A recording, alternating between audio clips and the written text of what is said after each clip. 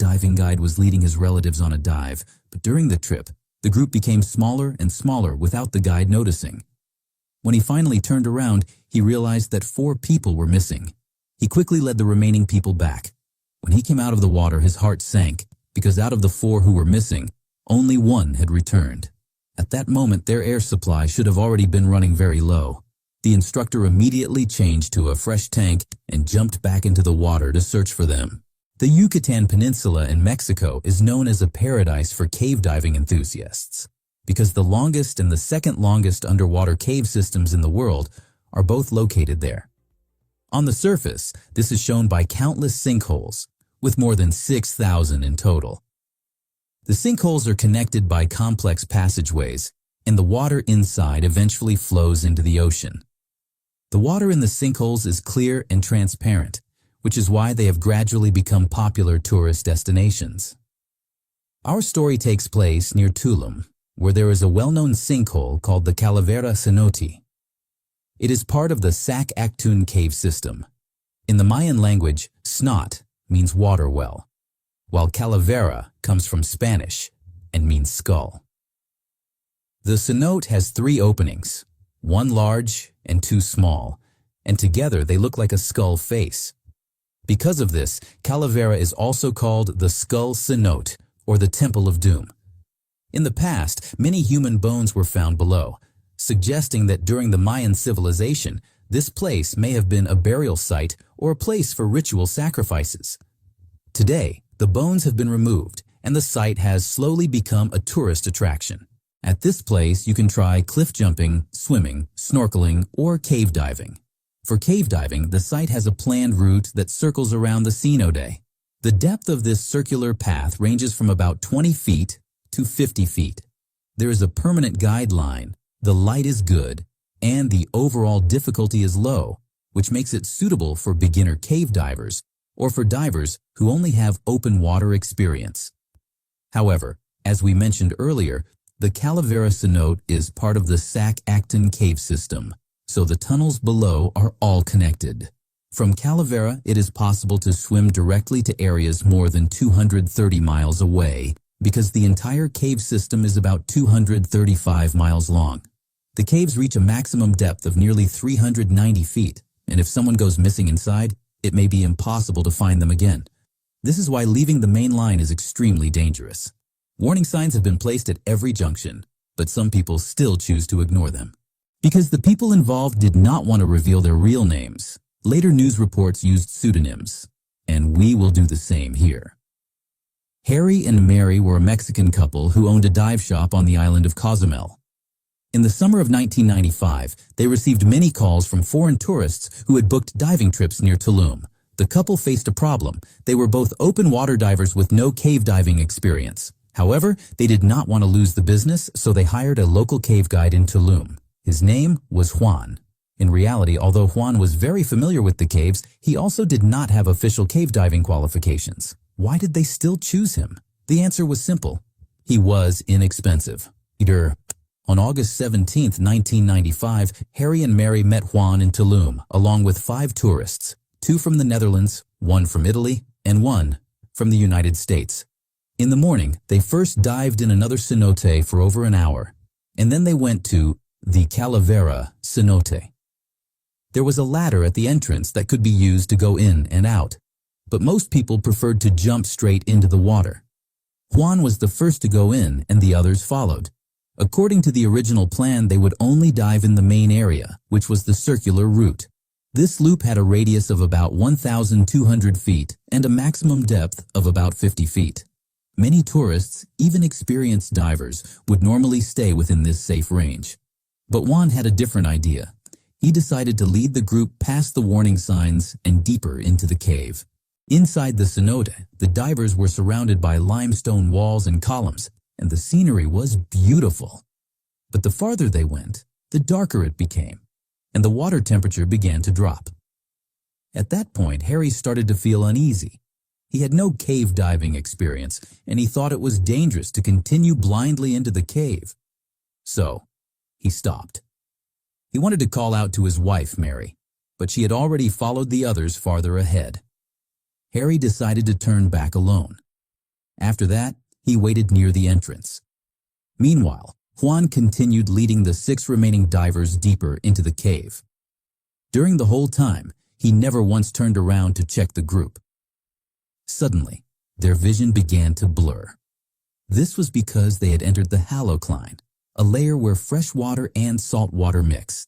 The Calavera cenote is close to the ocean, so seawater fills the lower part, while fresh water stays on top, much like oil and water. When divers pass through this mixing layer, the light bends and visibility becomes distorted. The sudden blur caused the divers to panic, but Juan did not stop. He kept swimming forward. About 10 minutes later, Juan finally decided to turn back because he realized his air supply was running low. As soon as Juan turned around, he was shocked. Only 3 divers were still behind him, the 2 from the Netherlands and the 1 from Italy. 4 people had disappeared. Realizing the danger, Juan quickly signaled the 3 remaining divers to follow him back. On the return trip, nothing unusual happened, and soon they reached the entrance. Harry was still waiting there. Juan asked him if anyone had come back up, and Harry said no. Without another word, Juan grabbed Harry's tank and immediately went back down to search. The others climbed out of the cenote and called for help. Juan retraced the same path they had just taken, swimming inward again. But all the way to the point where he had turned back earlier, he saw no one. Then, he swam into a lower passage. After only about 5 or 6 minutes, he discovered 2 people, one from the Netherlands and the American diver. Sadly, both of them were already dead. Their tanks were empty and their regulators were floating beside them. Juan did not stop. He kept swimming forward, still searching for the last missing diver, Mary, Harry's wife. A few minutes later, Juan saw a flashing light in the distance. He swam quickly toward it and found Mary. But by then, she had already lost consciousness. She was convulsing, and her regulator had fallen out of her mouth. These signs showed that her air supply had just run out. Juan immediately put his spare regulator in her mouth, but she was no longer breathing. Without hesitation, Juan grabbed her and swam back to the entrance as fast as he could. When they surfaced, Harry helped pull Mary up the ladder. He began performing CPR right away. A few minutes later, an ambulance arrived and rushed her to a nearby hospital. Sadly, it was too late. Mary died at the hospital. That same night, the bodies of the other 2 missing divers were also recovered. Juan and the others were taken to the police station for questioning. The local community was very angry about the accident because Juan's actions had seriously damaged the reputation of their tourism industry. Many people believed that he should at least be charged with involuntary manslaughter. However, only a few days later, Juan was released without any charges. The police later shared their own theory of what had happened. According to their reconstruction, the 8 divers had first swum a full circle along the main loop. Then Juan led them past the warning line and deeper into the cave. Shortly after entering, Harry, feeling afraid, turned back alone. A little later, perhaps Mary realized that her husband was missing, so she decided to turn back to look for him. 2 other divers saw her leave and followed her, not knowing where Juan intended to lead them. When those 3 reached a fork in the cave, they became disoriented. They searched back and forth through the lower passage, unable to find the exit. One by one, their tanks ran out of air.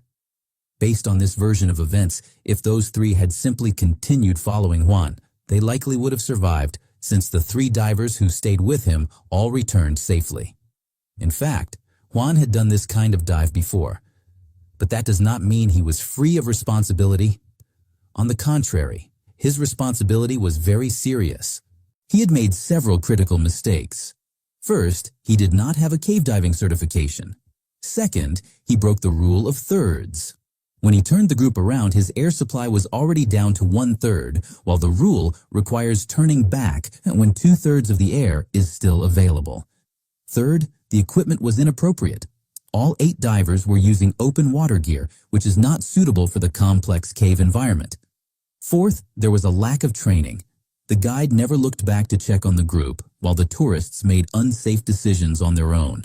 For example, Harry hired a guide but then chose not to trust him, leaving the group without saying anything, which likely influenced the choices of others. Finally, there was the most serious mistake of all: group size. A single guide should never lead more than 3 divers, meaning that a 4-person team is the maximum safe size. Yet Juan tried to guide 7 people by himself, with no one assigned to the back of the group to watch over safety. Perhaps Juan assumed Harry would take that role, but Harry had already withdrawn. After this tragedy, the Yucatán Peninsula introduced new safety rules and procedures for cave diving. Since then, accidents like this have become rare. This case serves as a reminder to anyone who enjoys cave diving. If you do not yet have the skills or the proper certification, then when you see a warning sign underwater, it is better not to go past it. The signs are there for a reason. In cave diving, when something goes wrong, the difference between life and death can be only 2 or 3 minutes. This story reminds us of an important lesson. In cave diving, once an accident happens, the difference between survival and death can be only a matter of 2 or 3 minutes. That is why those warning signs are placed at the cave entrances and junctions. If your skills and certification are not yet at the proper level, it is safest not to go beyond them. The signs exist for a reason. That brings us to the end of this story. Thank you for watching, and we will see you next time.